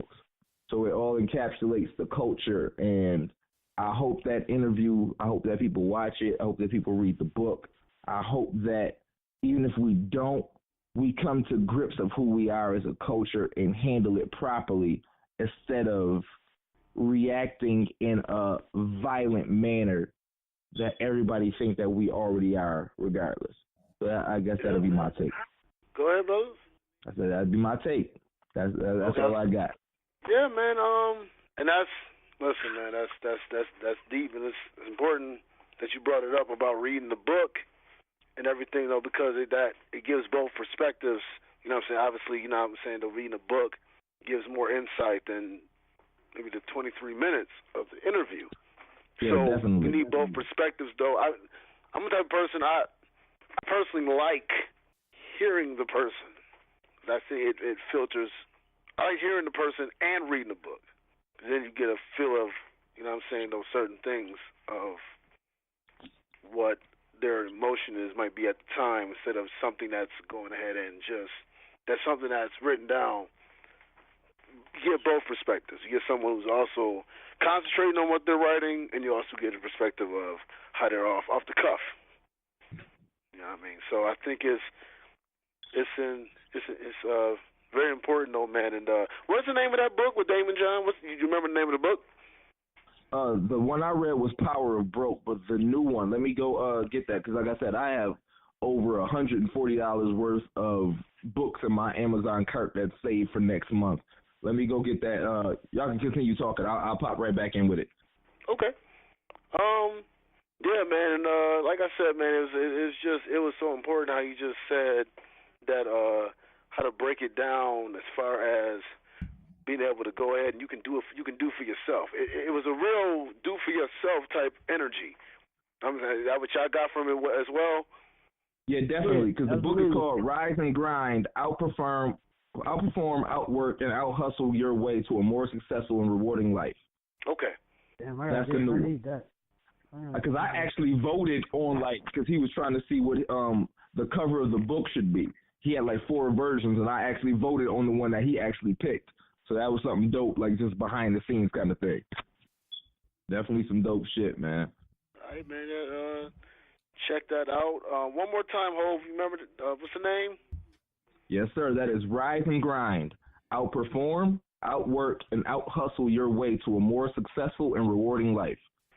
Okay, man. Listen, man. This is what it is. Check it out. Check out both those books, man. Check out the interview in the Breakfast Club with Daymond John, though, man. And y'all You know what I mean? I dropped some jewels right there, though, man. As far as what y'all got from it, I'm glad y'all got a lot of positivity from it. That's why I suggested it, man, because there's a lot of stuff that's needed, though. So for everybody out there, check out the Daymond John interview on the Breakfast Club, though, man, and go ahead and read those books, man. All right, man. We're going to get right into the sports topics, man. I got to ask, man, are the Raptors a threat, man, and should DeMar DeRozan be an MVP candidate, man? What are your thoughts, man? What's going on, Brother P, man? Talk to me. No, and no, my nigga. Like, they do this shit every year. What do you mean? Like, no. Until they do something in the playoffs, you know what I mean? It's nothing. They get 60 wins. They get 57 to 60 wins every fucking year. You know, they ball out in the regular season, and Colorado to be out for the playoffs. You know what I mean? Like, I see they changed their whole style. They shoot more threes, yada, yada, yada. They second or first and whatever. It's the same shit. You know, but I will say their bench is nice. They got a bench. So who knows? Like, but will it continue to the playoffs? Let history tell it no, because we have yet to see that. So I really could give two shits about the Raptors right now. And are you saying, like, based off of how you feel about the playoffs, DeMar DeRozan should be an MVP candidate? Am I wrong or no? Oh, no, you're not wrong about that. No, sir, not at all. You know, it's regular season. No, he should definitely be considered a candidate MVP, but fucking, I don't see him getting that over James Harden, bro. I don't know. And Greek freak balling on the low too. I don't know, but yeah, he definitely deserves conversation. I do agree with that. Okay, all right. But that was the one sports question though. Fuck it, I gotta ask, man. Okay, beyond just that though, then, what do you think? What do you think about the Thunder? The Thunder? Yeah, man. It's like, who are they? Who do they think they are? Yo, I think they the same people, but just with all-stars. Like, Russell Westbrook is still treating it like Andre Robertson is starting and he got nobody else, and Kevin Durant left. Like, he treated the same way with Kevin Durant. Like, it's Russell, man. Like, just to put Russell in LA, him and LeBron going to LA next year, he don't give a fuck. Or not him. I'm talking about Paul George. I'm sorry, not Russell, but Paul George. But I don't know. I don't see them making. They might make some noise. They're gonna make the playoffs interesting, but I don't see them going anywhere. You know? Melo is Melo. Melo's not going to change. Melo's not all of a sudden going to get influenced to play D. He still wins numbers. It's just like this is Band-Aids, man. Paul George is gone next year. Anyway. I'm gonna say it like this. I think they could beat the Warriors, dude. I wouldn't say that they couldn't. I'm not gonna say you got a superstar with two all-stars. I'm not saying that's the end-all be-all recipe to win. Yeah. But if you got that, you got a good shot, man. When you got the MVP, it's like they've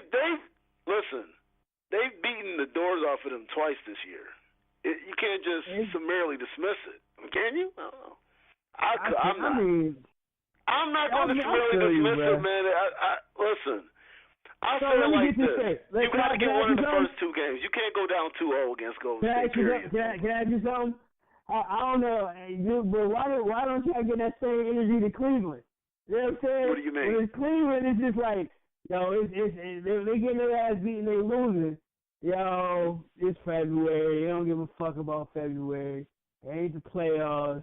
You know what I mean? Like, the Warriors, it's the same shit, regular season, man. Well, I give that energy to Cleveland in the East, not for the league. You can't play like they did, well, before the trades. You definitely can't play like that and think you're gonna go against Golden State and just turn it on in the playoffs and beat Golden State or hell, even Houston.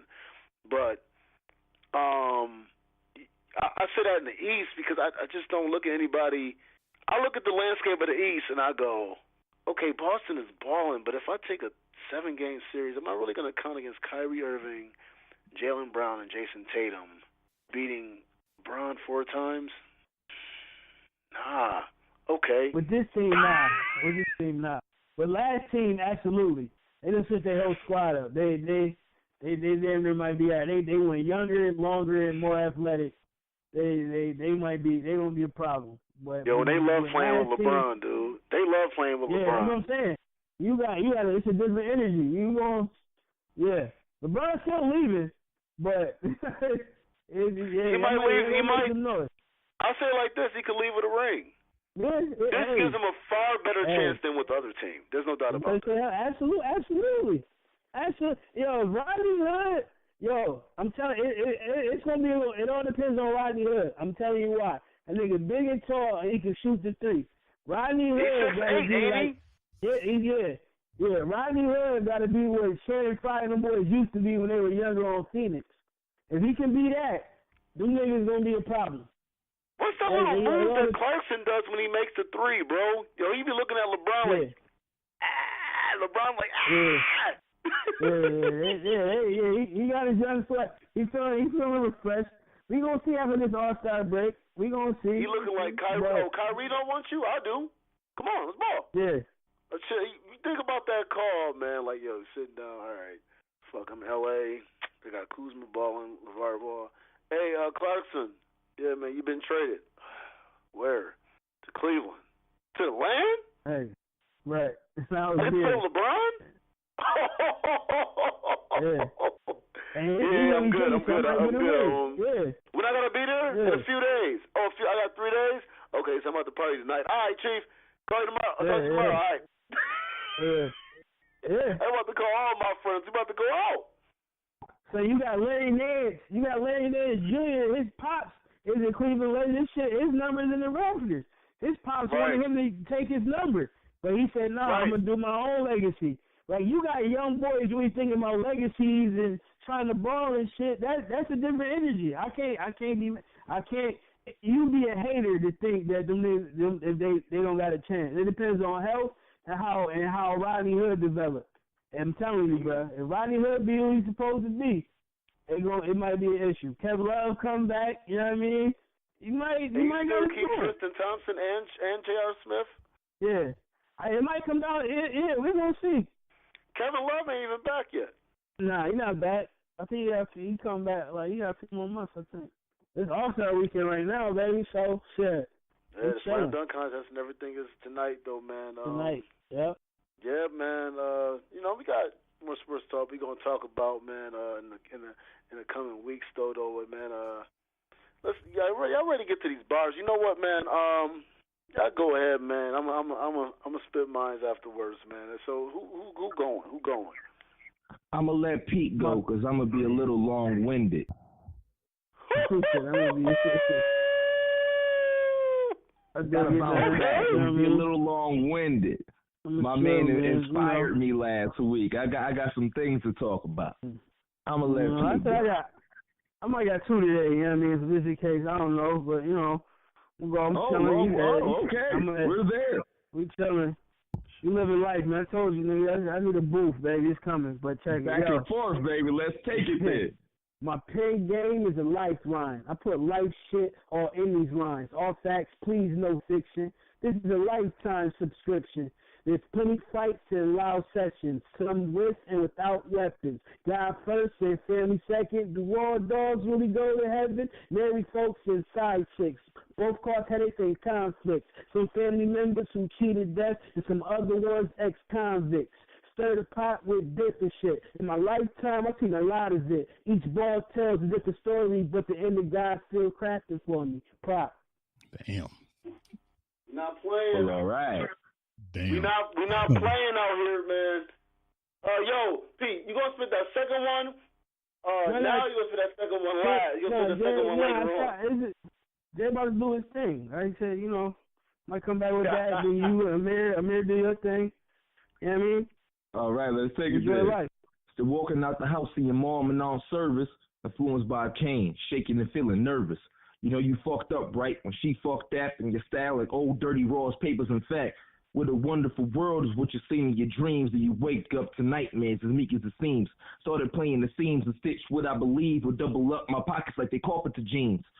Box rocking early, never stole it like Craig, but I'm Mac, my apple, the Bill Gates by the bridge. Boxed out like Pippen, my arms make you believe. Relatable Mike Jordan 45 for the turning 23. Old Soul and old Jack Brown started in the clink. Sickle cell warrior came out to play in the Brinks.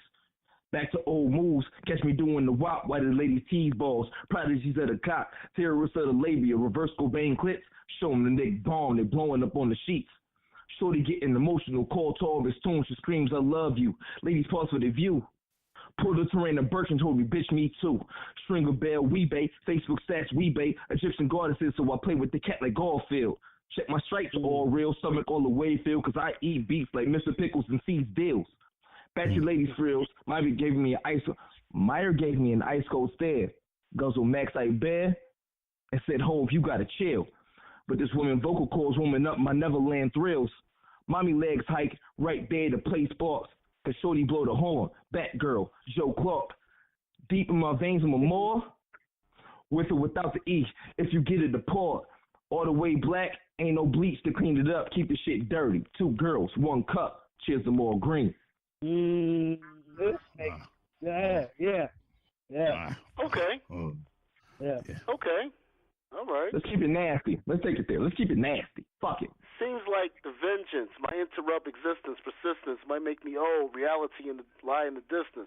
The instant I sense resistance, the artillery becomes consistent, especially when I feel the devil's persistence. My vision aligned itself with Park's vision, Malcolm's understanding, Garvey's leadership, and Martin once he separated fact from fiction. James Brown before addiction, Harriet Tubman, motherfucking asshole. Go ahead, motherfucking assholes out there, motherfucking try to stop remission. So enemy, keep wishing. Or for the shook, either join what to do, what's right, or fucking get out the kitchen. Motherfucker, let's go.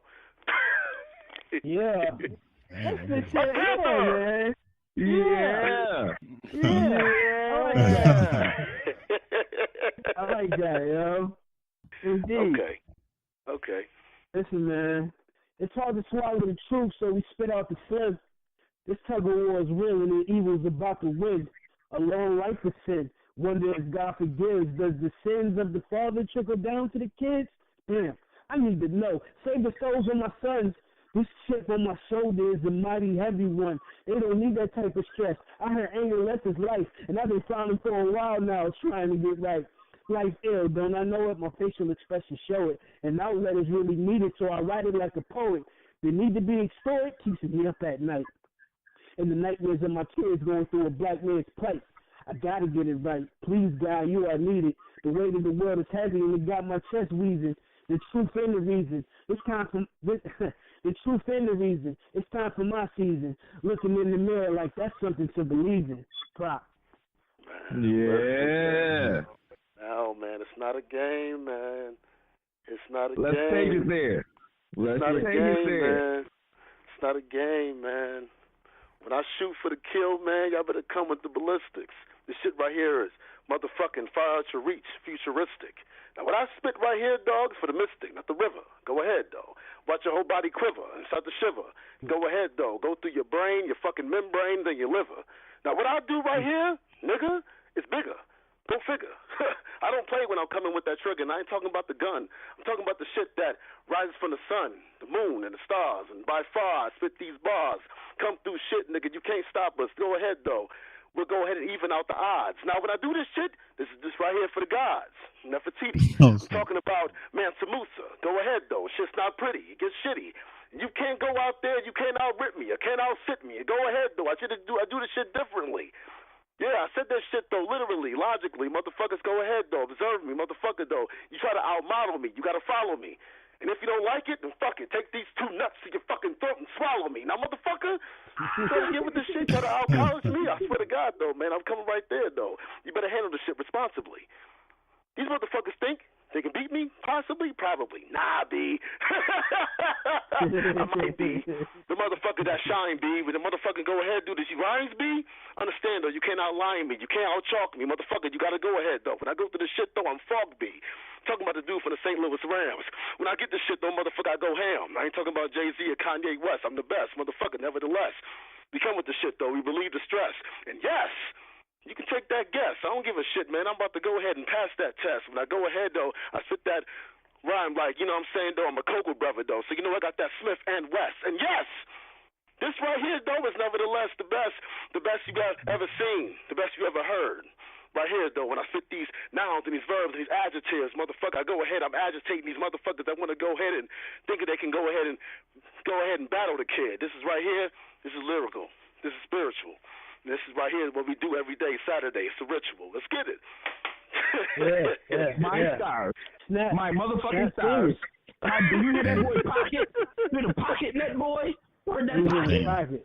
Nigga, if I don't, I need that reciprocated and put back out into the world on Thursday night mics next month.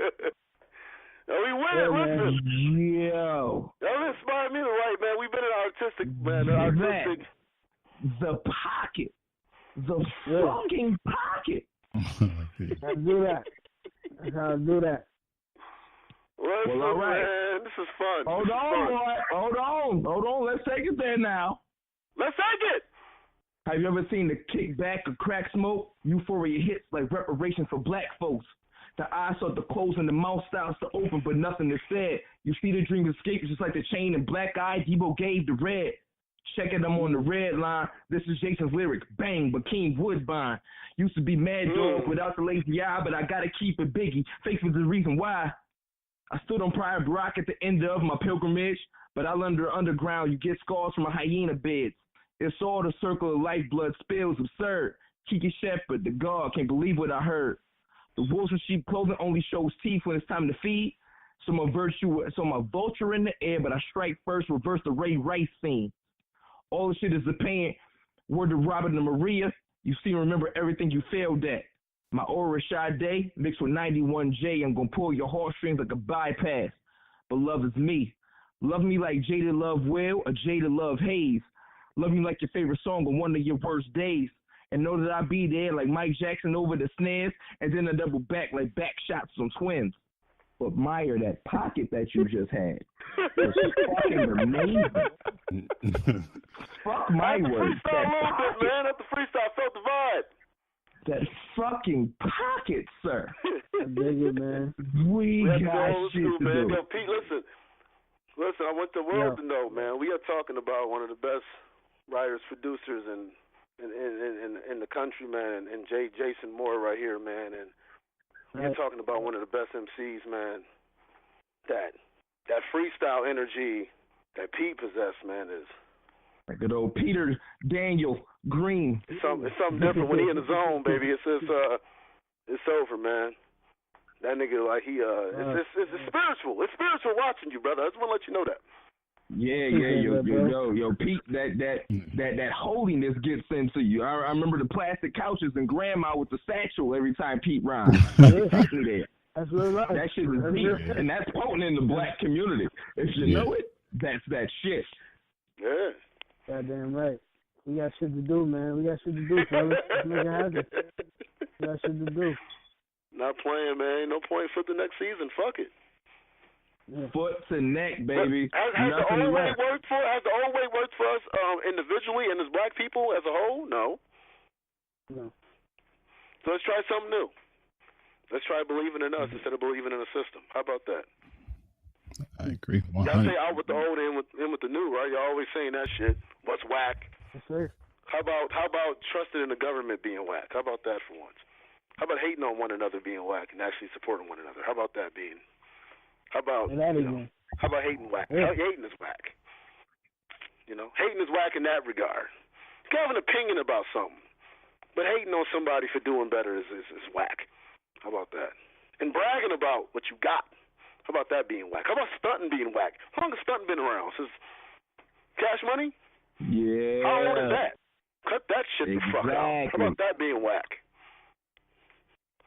Everything else is old. Yeah. Listen, man. These brothers right here, JP Moore Green, man, I just don't know. Cheers to more green, baby. God loves y'all. I'm going to say my quote, man. Y'all do y'all thing, man. Chuck, then Pete. Hove, then Pete, man, close us out. But God loves y'all. Billy tolerates y'all, man. We got work to do. Let's go. Yes, sir, man.